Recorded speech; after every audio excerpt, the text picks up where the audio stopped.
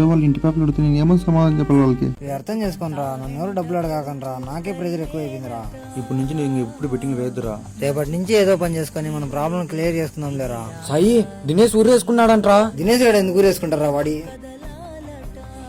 రారా పదాము.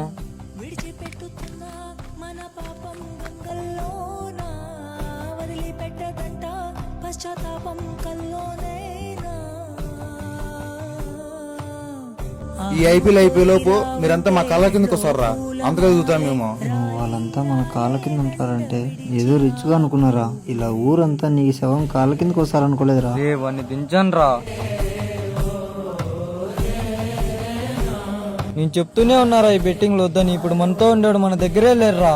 వాడు ఇలా చేస్తాడని అస్సలు ఎక్స్పెక్ట్ చేయలేదురా. నేను చెప్పినప్పుడే బెట్టింగ్ ఆపేసింటే ఇంత జరిగేదే కాదు కదరా. చా నీ మొహం నాకు చూపేద్దురా.